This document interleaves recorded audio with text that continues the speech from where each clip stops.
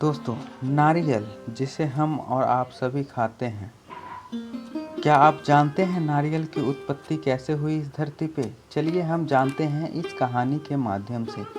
हिंदू धर्म में नारियल का विशेष महत्व है। नारियल के बिना ज़्यादातर धार्मिक कार्यक्रम संपन्न नहीं होता है। कहा जाता है कि नारियल की उत्पत्ति इस धरती पर ऋषि विश्वामित्र द्वारा किया गया था।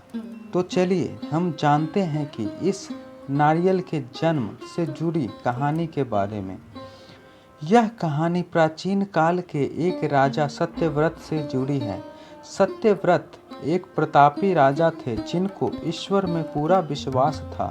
उनके पास सब कुछ था, लेकिन उनके मन की एक इच्छा थी जिसे वे किसी भी रूप में पूरा करना चाहते थे। वे चाहते थे कि किसी भी तरह से पृथ्वी लोक से स्वर्ग जा सके। स्वर्ग लोक की सुंदरता उन्हें अपनी ओर आकर्षित करती थी, लेकिन वहां कैसे जाना है यह सत्यव्रत नहीं जानते थे। एक बार ऋषि विश्वामित्र तपस्या करने के लिए अपने घर से काफी दूर निकल गए थे और लंबे समय से वापस नहीं आए थे। उनकी अनुपस्थिति में क्षेत्र में सूखा पड़ गया था और उनके परिवार भूखा प्यासा भटक रहा था। तब राजा सत्यव्रत ने उनके परिवार की सहायता की और उनकी देख रेख की जिम्मेदारी ली।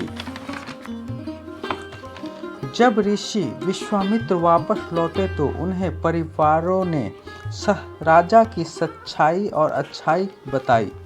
वे राजा से मिलने उनके दरबार पहुंचे और उनका धन्यवाद किया। शुक्रिया के रूप में राजा ने उन्हें एक वर देने का निवेदन किया। ऋषि विश्वामित्र ने भी उन्हें ये वर देने की आज्ञा दे दी। तब राजा बोले कि वे स्वर्ग लोक जाना चाहते हैं, तो क्या ऋषि विश्वामित्र अपनी शक्तियों का सहारा लेकर उनके लिए स्वर्ग जाने का मार्ग बना सकते हैं?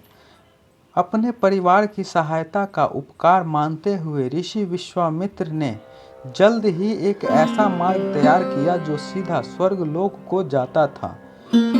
राजा सत्यव्रत खुश हो जाते हैं और उस मार्ग पर चलते हुए जैसे ही स्वर्ग लोक के पास पहुंचते कि स्वर्ग लोक के देवता इंद्र ने उन्हें नीचे की ओर धकेल दिया। धरती पर गिरते ही राजा ऋषि विश्वामित्र के पास पहुंचे और रोते हुए सारी घटना का वर्णन करने लगे। देवताओं के इस प्रकार का व्यवहार से ऋषि विश्वामित्र भी अत्यधिक क्रोधित हो गए, लेकिन अंत में स्वर्ग लोक के देवताओं से बातचीत करके आपसी सहमति से एक हल निकाला गया। उसके मुताबिक राजा सत्यव्रत के लिए एक अलग से स्वर्ग लोक का निर्माण करने का आदेश दिया गया। ये नया स्वर्ग लोक पृथ्वी और असली वाले स्वर्ग लोक के बीच में स्थित होगा, ताकि ना ही राजा को इससे कोई